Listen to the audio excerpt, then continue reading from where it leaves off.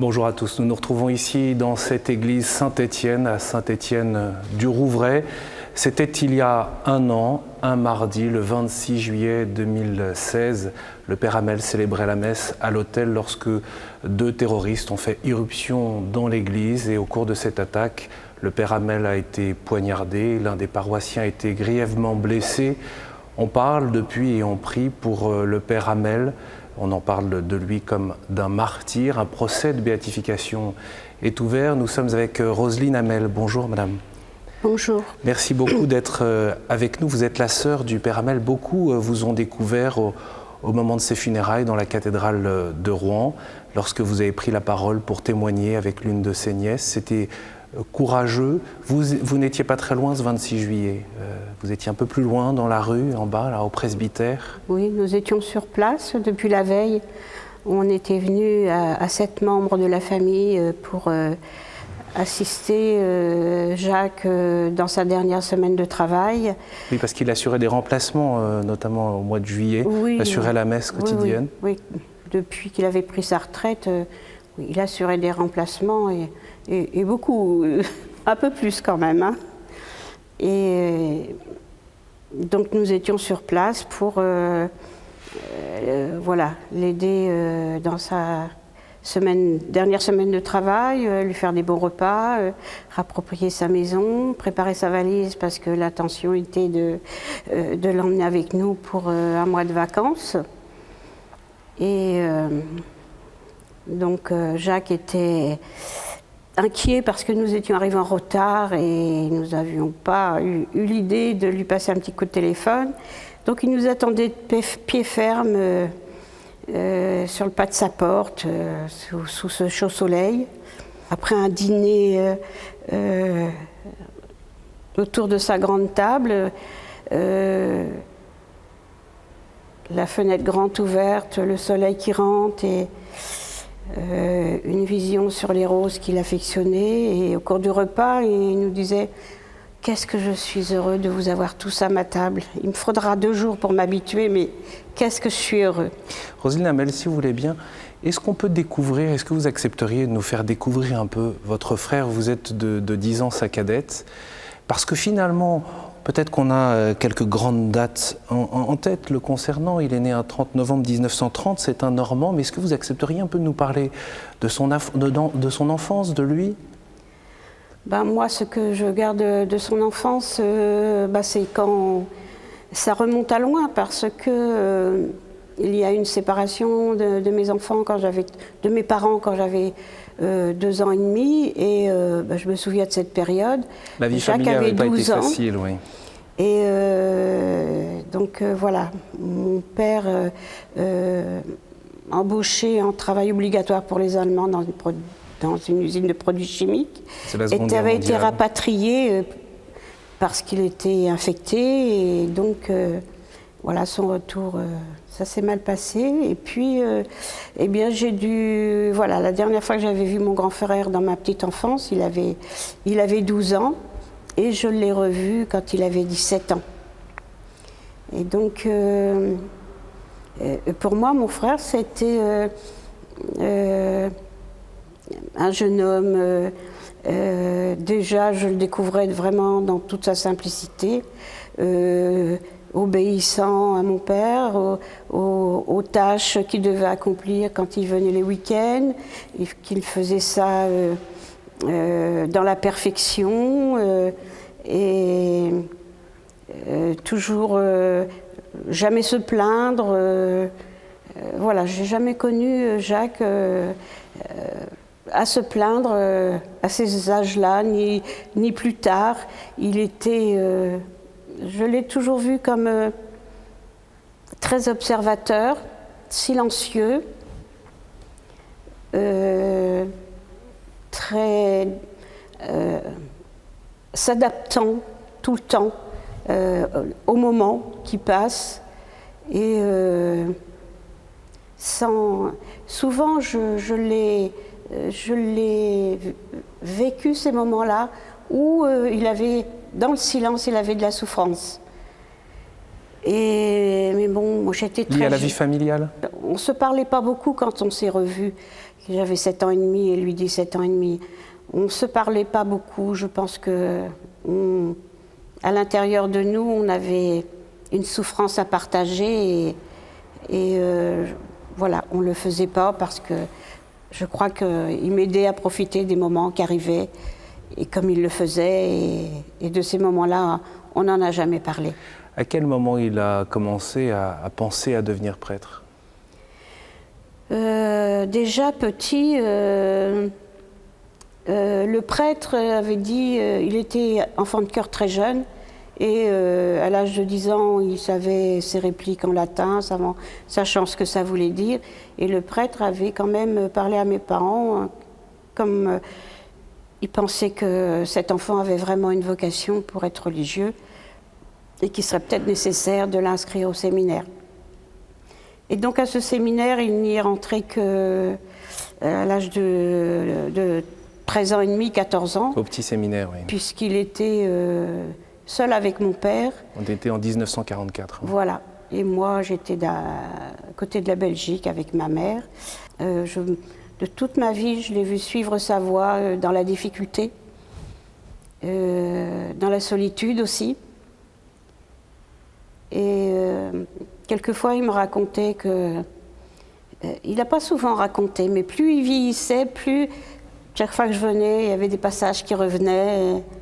Il racontait que le dimanche, au petit séminaire, ils attendaient dans une salle d'attente, les enfants, de voir leurs parents. Lui, personne ne venait.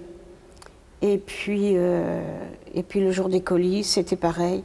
Et donc, je lui disais, ça devait être une grande souffrance pour un enfant quand même.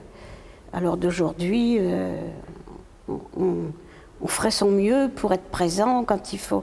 Oui, mais il dit, oui, c'était très dur pour l'âge que j'avais. Mais j'avais des copains. Et puis,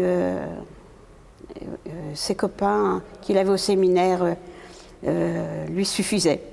Donc déjà, je pense qu'il positivait sur les bonnes choses du présent. Et voilà, ces années de séminaire auprès de tous ces garçons qui suivaient le même chemin, qui avaient le même état d'esprit, la même ouverture d'esprit, se donner aux autres déjà très jeunes.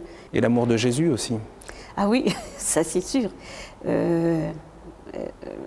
Vous savez, moi j'étais jeune, je me rendais pas compte, mon frère, je l'ai toujours vu comme un homme normal. Je savais qu'il était religieux, qu'il faisait des études pour être religieux. Mais je ne me rendais pas compte de cette importance pour lui et la grandeur de la mission qu'il allait comment dirais-je, appréhender. Et même le jour de son ordination, je me souviens, j'avais 18 ans, et j'étais au premier rang à la cathédrale. Et le 30 juin 1958. Ouais. Je suivais parfaitement la messe parce qu'à ces temps-là, nous, les messes des enfants, c'était toujours en latin et tout ça, donc je suivais parfaitement. Mais l'importance que ça avait pour lui, même à 18 ans, je ne me rendais pas compte. Oui, à cette époque-là, j'avais une certaine fierté, voilà, d'avoir un prêtre, d'avoir un frère dans cette position. Avant son ordination sacerdotale, il y a un passage que vous avez évoqué d'ailleurs le jour de ses funérailles, qui est la guerre d'Algérie, puisqu'il fait son service militaire pendant la guerre d'Algérie, à 23 ans, c'est en 1953. Et vous racontez comment il est attaché à la problématique de la vie. Il ne veut pas contribuer à la mort des autres. Oui, oui. La première fois qu'il m'en a parlé, et je vous dis, c'est au fur et à mesure qu'il allait avancer en âge, que cet épisode revenait souvent.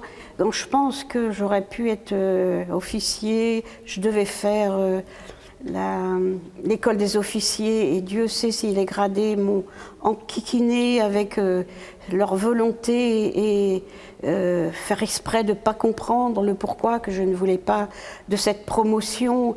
Tu ne peux pas t'imaginer qu'est-ce qu'ils ont pu me questionner longtemps, m'enquiquiner et me proposer à tout bout de champ, et ils revenaient sur la question pour lui faire pression. Et pourquoi il a refusé?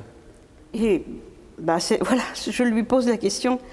Mais pourquoi tu as refusé? Parce que moi j'ai un fils qui a fait cette promotion. Bien sûr, il n'y avait pas l'état de guerre, donc voilà, c'était pas la même chose. Alors je dis oui, mais quand même c'est honorifique, ce grade d'officier. Mais tu te rends pas compte, on était quand même en état de guerre, de terrorisme. J'aurais dû, si j'avais accepté, j'aurais dû commander à mes hommes de tuer d'autres hommes. Et ça, moi, je ne comprends pas pourquoi que mes gradés ne voulaient pas entendre ça. Et donc j'ai tenu tête, et ils ont fini par céder, et ils lui ont confié des missions de choses secrètes. Voilà, des choses très importantes où il fallait garder le secret. Et à cette occasion, il était nommé chauffeur des gradés, et c'est à cette occasion que, par la suite, il me racontait ce passage dans un oasis où tout semblait aller bien. Et que il conduisait une Jeep, la première, il y en avait une deuxième derrière. Et voilà, et une rafale de mitraillettes a pris la vie de ces jeunes qui étaient derrière, et même du gradé qui était dans sa Jeep. Et il était le seul survivant. Voilà, je me suis retournée, j'ai regardé à côté, et moi, qu'est-ce que je fais là? Qu'est-ce que je fais là? Donc il dit, c'était un moment très fort, et j'ai pas compris pourquoi j'étais encore là. Vous pensez que ça a joué dans sa détermination à poursuivre et à devenir prêtre? Non, sa décision était déjà prise bien avant qu'il aille en Algérie. Oui. Elle a été prise, sa décision. Mon père a essayé de faire changer d'idée à plusieurs reprises, bien maladroitement, je dirais. Mais avec ses gros sabots de papa qui veut faire de son fils, je sais pas moi, un ingénieur à la SNCF, vu que mon père travaillait à la SNCF, et qui trouvait mon frère assez intelligent. Et il répondait quoi, votre frère, alors? Il répondait jamais. Il avait, au lieu de répondre, il avait un sourire, d'un air de dire « Te fatigue pas, papa, de toute façon, ma décision, elle est prise. » Honoré répondait rarement. Il acquiesçait d'un sourire, et puis Jacques suivait son chemin. Et puis mon père, dans le fond de lui-même, au plus il avançait vers la prêtrise, au plus il était fier de son fils. Et quand il venait le week-end, tous les 15 jours, tous les 3 semaines, il disait, mon père l'appelait le moineau parce qu'il mangeait comme un moineau et qu'il n'était pas très gros, très frêle. Et voilà, il s'empressait de tuer une poule ou un lapin. Le moineau, il va venir ce week-end, on va tuer la poule, on va tuer le lapin. On faisait quand même la fête. On faisait quand même la fête, oui. Ordonné en 1958, il est vicaire au début dans différentes paroisses du diocèse de Rouen, au Petit-Quevilly, à Sotteville-les-Rouen, puis curé en 1967 à Saint-Pierre-les-Elbeuf, puis à Cléon. Qu'est-ce que vous gardez de toute cette vie de prêtre au début, puis prenant aussi des responsabilités progressivement, portant la charge pastorale oui, des âmes? Je crois que j'ai commencé à saisir l'importance de sa vocation quand il a eu une paroisse, et voilà, à tous ses débuts, voilà, à cette époque-là, oui, il y avait beaucoup à faire, beaucoup d'enfants au catéchisme, beaucoup de fidèles à l'église. Et je me souviens d'une anecdote, je le vois encore à son grand bureau à Saint-Pierre-les-Elbeuf, où il avait une énorme bâtisse, enfermé dans son bureau, la porte entrouverte, et il dit maman, écoute ça, je vais te lire mon homélie. Alors, votre maman était encore vivante à ce moment-là? Oui, elle a vécu 13 ans avec mon frère. Et donc, évidemment, ma mère lui dit, ben, ouais, c'est correct, hein, moi j'aime beaucoup. Ah oui, mais évidemment, t'es ma mère, t'as pas dire le contraire. Et hop, un chiffon, et à la banette, ma mère me dit, tu vas voir, il va pas arrêter tant qu'il n'y aura pas la moitié de la banette de papier chiffon. Et voilà, il était très précautionneux, et il fallait que tout soit bien carré, bien, voilà, qu'il n'y ait pas de défaut autour, qu'il soit certain que ce qu'il allait dire, ça a du sens et que ça pénètre ses fidèles, quoi. Je me rends compte en vous écoutant qu'on parle relativement peu de la famille des prêtres. On parle souvent des prêtres, de leur charge pastorale, mais on a l'impression que vous nous faites découvrir un autre aspect de la vie du Père Jacques, concrètement. Oui. Souvent, je me suis demandé si les autres prêtres avaient la chance d'avoir une famille proche comme Jacques l'avait. Il ne nous demandait jamais, il ne disait pas à telle époque, vous voulez-vous venir et tout ça, mais on savait de toute façon qu'il nous attendait, donc voilà. On était très très proche de lui, et moi, une fois que j'ai pris ma vie en main et que j'ai été mariée, avec parents de plusieurs enfants, m'éloigner de mon frère, c'était pas possible. Donc voilà, je suis entrée avec finesse dans sa vie de prêtre. Oui, parce qu'il ne s'agit pas non plus d'être là tous les jours. Le prêtre, il n'est pas en charge d'abord de sa famille. Non, bien sûr. Hein. Mais bon, c'était à l'occasion de passer Noël chez lui, avec mes enfants qui étaient petits. Donc maman a installé l'arbre de Noël. Après, c'était passer quelques jours de soleil dans le grand parc qu'il avait à Saint-Pierre-les-Elbeuf. Et puis, mes enfants, du coup, chemin faisant, leur tonton était devenu précieux. Quand il disait « Tonton Jacques, on y va ?» Je dis « Tonton Jacques, on y va ?» Et donc, voilà, c'était très profond, c'était très familial. Parlez-nous de sa vie de prière. Sa vie de prière, je le voyais souvent dans son bréviaire, plusieurs fois par jour, que l'on soit nombreux chez lui ou pas, il y avait son moment de prière dans le bréviaire. Tous les jours, régulièrement? Tous les jours, régulièrement, oui, oui. Et aussi un moment dans l'après-midi où il avait un moment de silence, de méditation, voilà, à ce moment-là, je ne lui posais pas la question, mais je sentais que je devais me poser en respect comme lui. Sa porte était ouverte largement aux paroissiens, oui. À ceux qui étaient justement, ceux qui en avaient besoin, ceux qui voulaient venir le solliciter. Oui, oui. Et ça, au plus il avançait en âge, au plus il était ouvert aux gens, au plus il était ouvert à la douleur morale, physique, aux gens qu'il rencontrait. Et il les assistait autant qu'il pouvait, il répondait autant qu'il pouvait. Et tout ça venait de plus en plus amplement au fur et à mesure de l'âge qui avançait. Peut-être encore un mot sur Tibérine, parce que c'est un moment dont il a pu parler avec vous. Il était très attentif à la fois à la volonté des frères de rester sur place en Algérie et puis ensuite de leur assassinat en 1996. Qu'est-ce qu'il en a dit à ce moment-là? Vous vous souvenez? Voilà, je disais comment on peut faire des choses pareilles quand des religieux apportent du bien-être à cette population de l'étranger. Et il m'a répondu, ce sont des gens qui n'ont plus d'état d'âme, qui possédés par des forces démoniaques. Ils sont possédés par un démon et ils ne peuvent plus aimer, ni pleurer, ni être contents, rien. Et c'est une force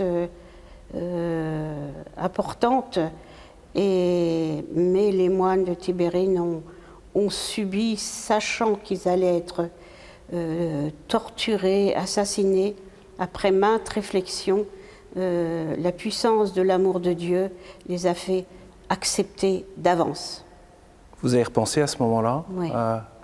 C'est son propos, oui. Va-t'en Satan, oui. Au moment où il se faisait attaquer. Oui. Oui. Oui, c'était un moment, ce jour-là, un moment très... J'ai jamais cru que mon frère... Voilà, j'ai eu l'information par un coup de téléphone qui me demandait de confirmer la rumeur. Et moi, bêtement, j'ai pris ça comme un canular au téléphone en reprochant aux journalistes si c'est un canular, c'est pas très plaisant. Et retéléphoner dans 1 heure, mon frère reviendra de la messe, il vous répondra. Il m'a dit, non, j'ai la réponse. Et à ce moment-là, j'ai l'estomac qui m'a tenaillé et je suis partie vivement en ouvrant le portail pour aller à sa rescousse à l'église. Et voilà, on s'est fait arrêter en chemin par ce cordon de police cagoulé. Et donc pendant plus de 2 heures, j'ai été refoulée dans les pompes funèbres.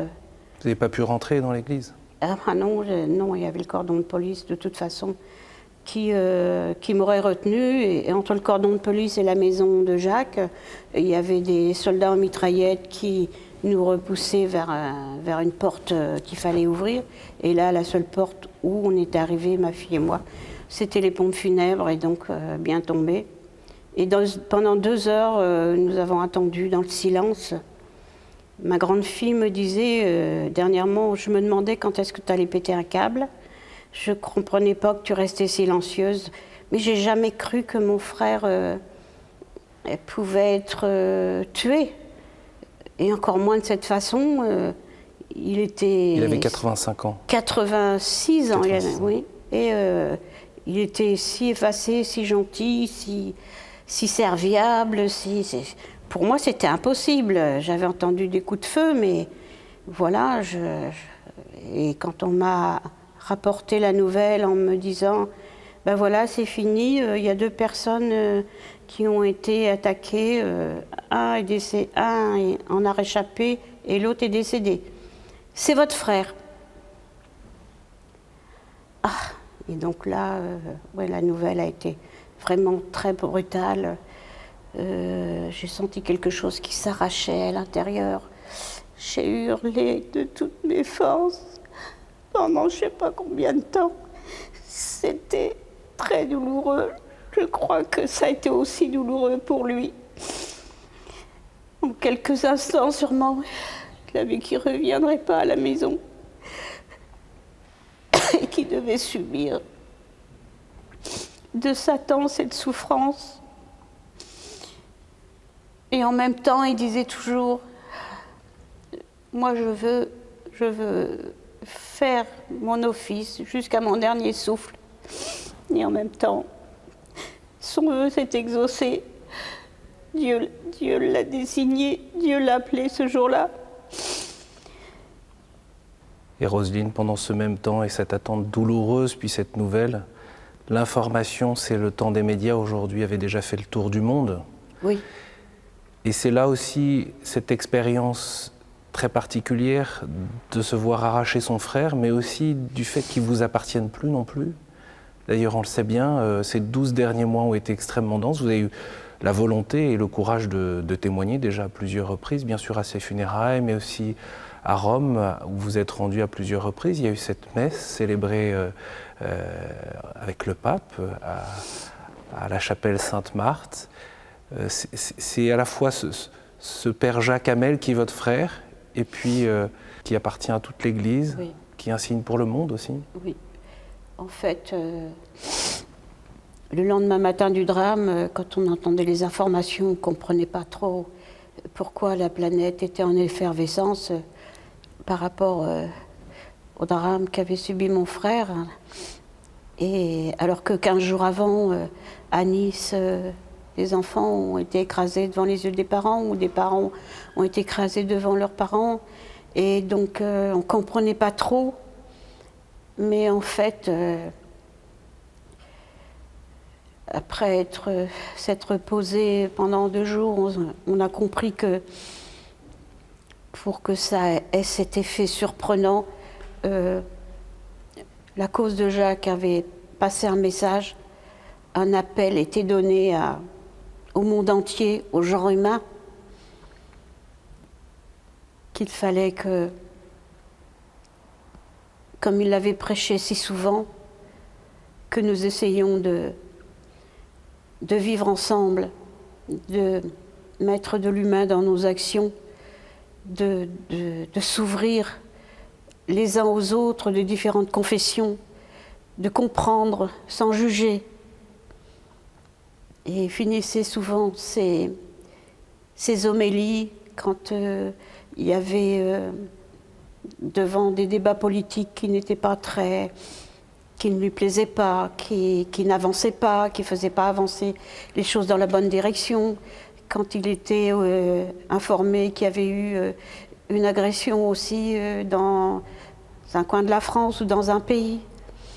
Souvent, il finissait ses homélies « Le monde a tant besoin d'espérance ». Et je pense qu'il ne nous a pas fallu plus de 2 jours pour se dire un message est passé, c'est quand même le premier des miracles.